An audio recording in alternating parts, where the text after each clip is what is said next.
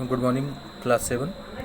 आज हम लोग डिस्कस करने जा रहे हैं नेक्स्ट टॉपिक जिसका नाम है congruence among right angle triangle. Right angle triangle अगर हमारे पास है तो हम कैसे प्रूव करेंगे कि ये दोनों कॉन्ग्रुएंट हैं या नहीं हैं। तो अब तक हम लोगों ने 3 तरीके से कॉन्ग्रुएंसी डिस्कस की है बेटा, अगर आपको याद हो तो पहला रूल मैंने बताया था triple S rule, side side side rule, है ना। और सेकंड रूल मैंने बताया था SAS rule, side angle side rule. और थर्ड मैंने बताया था ASA रूल, मतलब एंगल साइड एंगल रूल। ये लास्ट रूल है जिसको मैं बोल रहा हूँ RHS रूल, है ना। इस रूल का नाम है राइट एंगल ट्राइंगल और इसको शॉर्ट फॉर्म में हम लोग रीड करेंगे RHS रूल, ठीक है, RHS रूल। तो फर्स्ट ऑफ ऑल इसकी डेफिनेशन देख लेते हैं बेटा।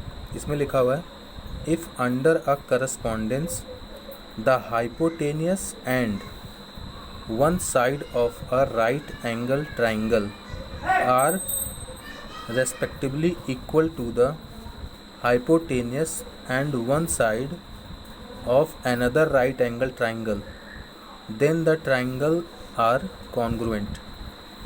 बेटा दो ट्राइंगल अगर हमें सपोज दिए हुए हैं राइट एंगल ट्राइंगल, तो उनमें आपको हाइपोटेनियस और उसके अलावा कोई एक अदर साइड अगर ये फाइंड आउट हो चुकी है तो वो दो ट्राइंगल आपस में कॉन्ग्रुएंट हो जाएंगे।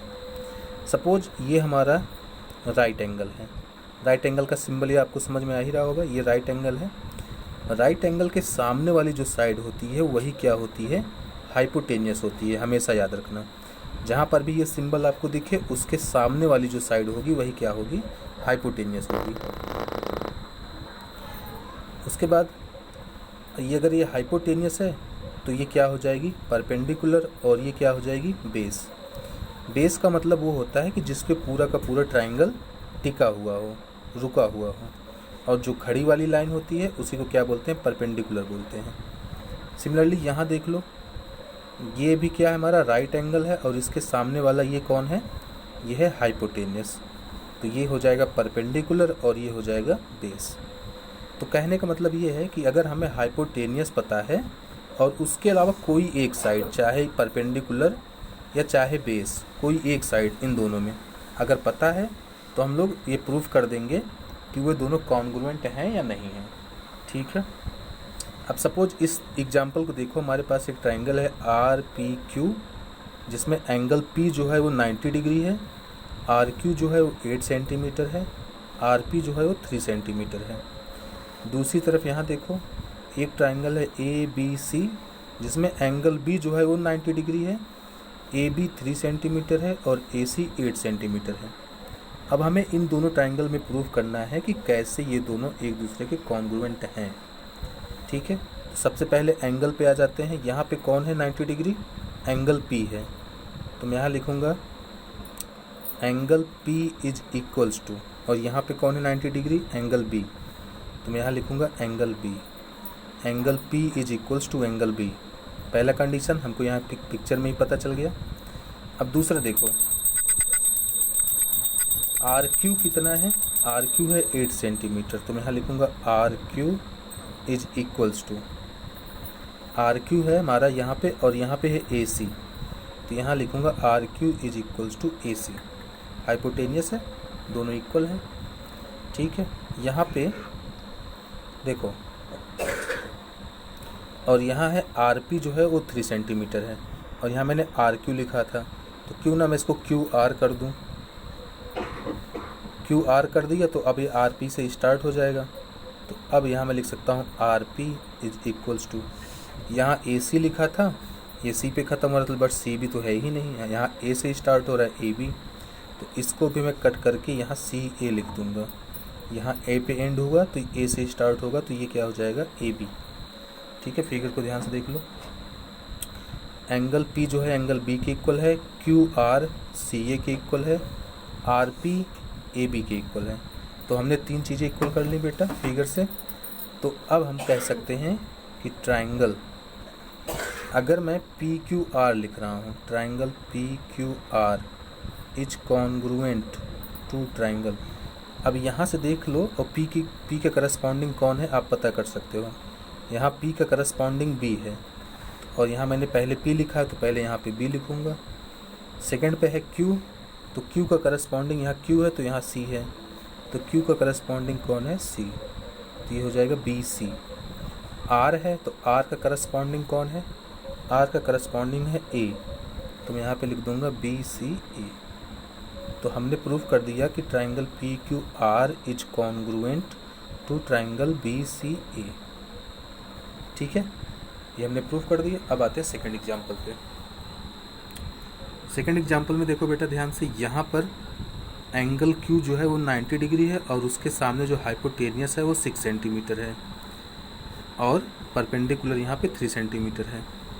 यहाँ देखते हैं, यहाँ पे एंगल E जो है वो 90 डिग्री है और इसके सामने हाइपोटेनियस वो 6 सेंटीमीटर है, लेकिन यहाँ DE जो है वो क्या है? 2.5 सेंटीमीटर है। तो अब दोनों फिगर को देखो, यहाँ तो जो परपेंडिकुलर है वो 3 सेंटीमीटर है और यहाँ तो 2.5 है। तो बेटा तीसरी चीज़ जो मैच होनी थी वो तो मैच नहीं हुई, एंगल तो मैच हो गए। अगर मैं एंगल की बात करूँ तो एंगल Q जो है वो एंगल E के इक्वल है। ठीक है, और यहाँ PR जो है वो DF के इक्वल है, DF। लेकिन क्या PQ DE के इक्वल है? नहीं ना।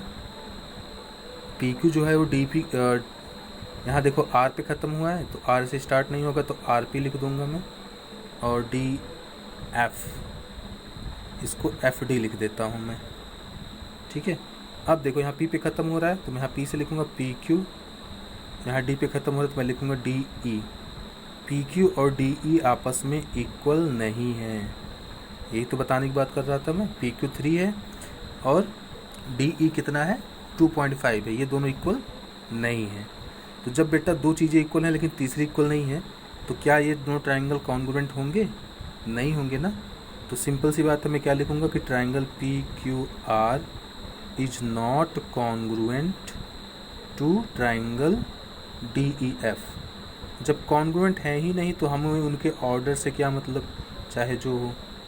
ठीक है, बस सिंपल सी बात यही है कि दोनों कॉन्ग्रुएंट नहीं है। आते हैं नेक्स्ट क्वेश्चन पे, थर्ड पे। In the given figure DA is perpendicular to AB। DA ये जो लाइन है ये AB पे क्या है? परपेंडिकुलर है, मतलब AB और DA के बीच में 90 डिग्री एंगल बन रहा है। आगे लिखा है कि CB is perpendicular to AB।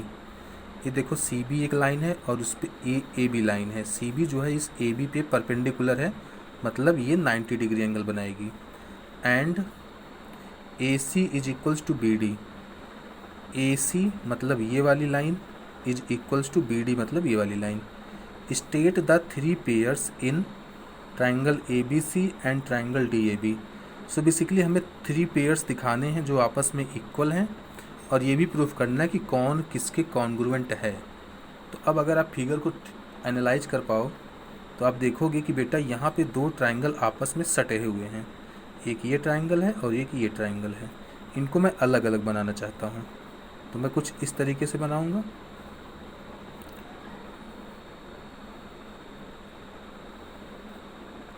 कुछ इस तरीके से हैं दोनों, ये D है, ये A है, ये B है। यहाँ पे एंगल A जो है ये 90 डिग्री है और यहाँ देखो ये C है, ये B है, ये A है। यहाँ पे एंगल B जो है वो 90 डिग्री है। ठीक है, अब आगे इसने एक चीज़ और बताई है कि AC and BD is equal. तो ये रहा BD और AC आपस में क्या है? इक्वल हैं। और AB और AB भी तो आपस में इक्वल होंगे बिकॉज दोनों का नाम एक जैसा है तो दोनों कॉमन हो जाएंगे। और तीसरी चीज़ ये है बेटा, एंगल A और एंगल B आपस में इक्वल होंगे क्योंकि दोनों क्या हैं? 90 डिग्री हैं। तो अब मैं लिखना स्टार्ट करता हूँ। यहाँ से मैं लिख सकता हूँ कि angle A is equals to angle B, क्योंकि ये 90 डिग्री है और ये 90 डिग्री है। यहाँ पे अगर रीजन पूछा जाए तो मैं लिख दूँगा ईच 90 डिग्री, मतलब दोनों क्या हैं? 90 डिग्री हैं। आगे इसने बोला कि BD एंड AC ये दोनों इक्वल हैं। ठीक है, तो मैं इस तरीके से लिख रहा हूँ DB is equals to CA। और ये क्यों लिखा मैंने? ये गिवन है। D B is equals to C A. ठीक है, गिवन था क्वेश्चन में ही। अब देखो यहाँ बी पे एंड किया हूँ तो बी से स्टार्ट करूँगा, तो अब आगे लिख रहा हूँ B A is equals to, यहाँ ए पे एंड किया था तो यहाँ लिखूँगा ए बी। और इसका रीज़न है कि ये दोनों क्या है, कॉमन है। बी ए और ए बी आपस में इक्वल हो जाएंगे बिकॉज ये दोनों क्या है, कॉमन है। तो हमने तीन चीज़ें इक्वल कर ली बेटा, तीन चीज़ें इक्वल हो गई तो अभी दोनों ट्रायंगल कॉन्ग्रुएंट हो जाएंगे। तो देखो एंगल ए का करस्पॉन्डिंग है एंगल बी, सॉरी ए का करस्पॉन्डिंग बी है, डी का सी है, बी का ए है, बी का ए है और ए का बी है। तो अगर मैं इधर लिख रहा हूँ कि triangle D A B is congruent to triangle, तो डी का करस्पॉन्डिंग कौन जा रहा है, सी, तो यहाँ लिखूँगा सी। ए का करस्पॉन्डिंग जा रहा है बी, तो यहाँ लिखूँगा बी। और यहाँ बी है तो बी का करस्पॉन्डिंग जा रहा है ए, तो यहाँ लिखूँगा ए। तो triangle D A B is congruent to triangle C B A, ये हो गया। और ये किस रूल से हुआ बेटा, आर एच एस रूल से। ठीक है, तो ये दोनों ट्रायंगल आपस में क्या हो गए, कॉन्ग्रुएंट हो गए। तो बेटा जो भी आपको क्वेश्चन मिलेगा आपको इसी तरीके से दिमाग लगा करके उसको सॉल्व करना है। आई होप आपको ये समझ में आया होगा। Thank you.